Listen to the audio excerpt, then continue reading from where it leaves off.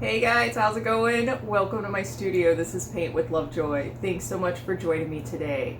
If this is your first time here, make sure you hit the subscribe button and thanks for joining. You're going to enjoy the process of painting.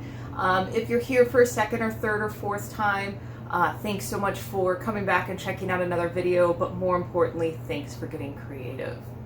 So today's painting is geared towards first-time painters. So this is for those of you that have never picked up a brush, never tried painting, or maybe you've done one or two paintings, but you still want to build your comfort level. These are great paintings to kind of help build your confidence. So what you're going to see in the description box below is a link to what I call a supply kit. And in that supply kit are the general supplies that you need to get started painting. So grab what you need, utilize what you have at home, and most importantly, just get into the process of painting sooner rather than later. And this is going to be a lot of fun. So once you've got your supplies, let's go ahead and get started painting.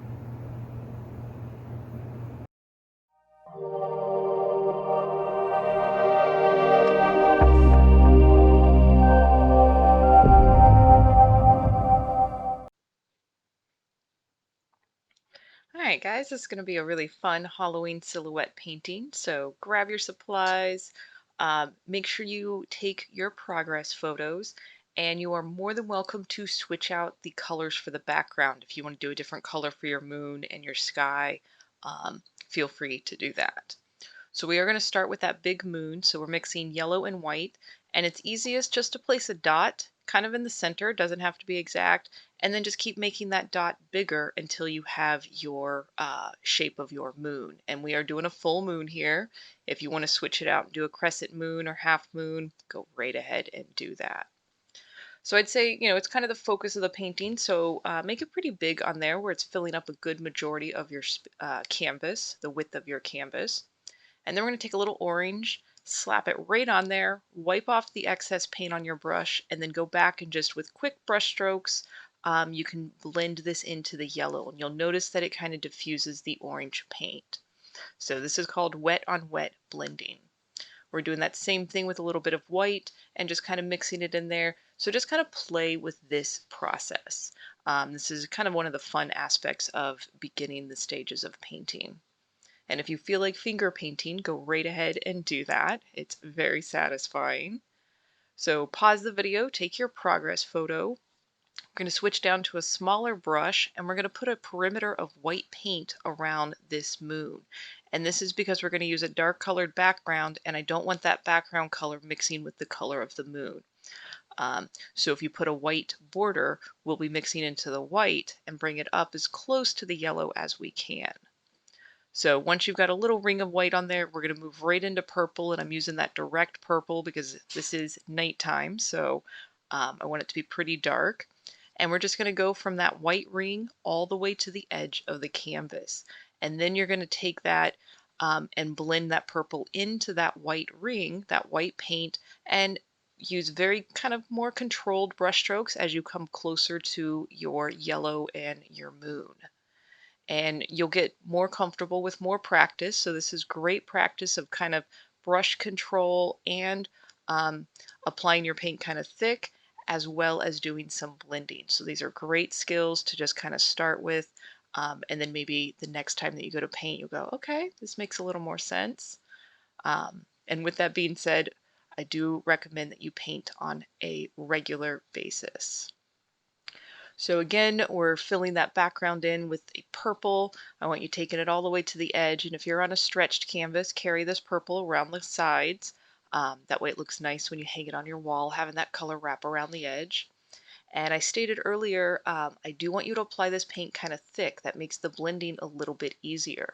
And if you're using student grade paint, when you apply it a little more thick, it gives you a little bit more opaque coverage. And while you're doing this, the pressure of your brush will make a difference. So play with more pressure, play with light pressure. And here you can see where I slapped that blue on there. The background was nice and thick and wet. And then you're just going to move your brush back and forth and blend the blue and the purple. Now, if you do not want to add the blue, you can skip this step and stay with the purple for your background. Completely your call. And as you're doing this, if you get maybe too much blue on there, you can go back and add more purple. You can actually add some other colors if you want. Again, be a little more controlled with your brush strokes as you come up next to the yellow, because you don't want to make um, a shade of green or kind of a murky bluish orange. All right, so here I think I'm grabbing a little bit more of that purple, and in a few moments I will actually grab a little bit of white and blend into the background. Again, completely optional, but just wanted to kind of demonstrate what that looks like if you want to add some more colors. You do want to do everything that you want to your background while the paint is wet, um, and then we'll move on to the silhouette design. And I do want you to let your paint fully dry before you move on to the silhouette. You're doing a great job. And if you're holding your breath, make sure you take a big inhale, relax. You're doing a great job. You do not have to paint as fast as the video. This video is sped up, so take the video as at your pace. So we're applying the ground, the hill that this cemetery is going to be on, and filling it in with black paint, pretty solid, and again applying that paint kind of thick. And then we're going to do kind of almost little horseshoes or upside down U shapes for the headstones. And then we'll put little crosses on the top as well as a tree. And then we'll do a bat design, a flying bat. Perfect for Halloween. So again, making that U shape and then just filling it in with black paint. And I am doing these a little bit different size. So we kind of got the bigger one in the foreground and then kind of two smaller ones on the side. Your call if you want to add more or just one, and same if you want to put specific messages on these.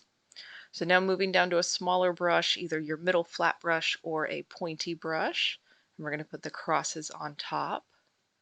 And if you're finding that your brush is kind of shaky as you go to do this, that means you're holding your breath. So exhale as you touch the brush to the canvas. You're doing great. All right, and for the tree, we're going to start with the tree trunk. And it can be any type of tree shape that you want, so don't feel like it has to be anything specific. And then we're going to add the branches, and I am using that middle flat brush and I'm holding it sideways to make some of those skinnier lines. But again, switch out to whichever brush that you need. And as you get to the smaller branches, they're just going to be skinnier and smaller lines. So treating your brush like a pencil and holding it with a light pressure will create some of those smaller and tinier lines.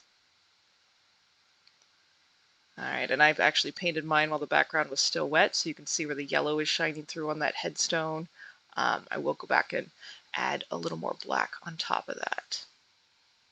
All right, and again, pause the video as you need to after I draw the outline for this bat. So kind of start with the body, make a diamond shape, and then give them a little round head, and you can just use little lines for the ears, and then fill it in. And then we're going to do these little arcs. There we go. And again, as you do this, you're just observing what you see and mimicking that on your canvas to the best of your ability. And that is a foundational art skill, and that you'll just keep getting stronger with that skill the more that you paint and the more creative things that you do. And again, use light pressure with the brush. If you need to, rest your forearm against the edge of the table, or you can put your pinky out, use that as kind of a steadying pivot point on a dry spot on the canvas. And then once you've got your bat in there, you're going to just fill it in with the black paint. And then I'll go through doing, I think, one more bat in this direction and then a bat from a different angle. So again, just pause the video as you need to, study the shapes that you see, and add what you want to your painting. And if you want to do something different, feel free to just Google bat silhouette design, Google owl silhouette design, anything like that. And then again, just observe what you see to create what you want for your canvas. All right, doing good. And no matter what you paint, send me your pictures. So email those to me, paintwithlovejoy@gmail.com, and share this painting process with your community. The more that you kind of get into it and share your results, the more inspiration it gives to other people and courage to give it a try. So I consider painting a very nice stress relieving activity, and this world can definitely handle more stress-free people. So share what you find relaxing with your community.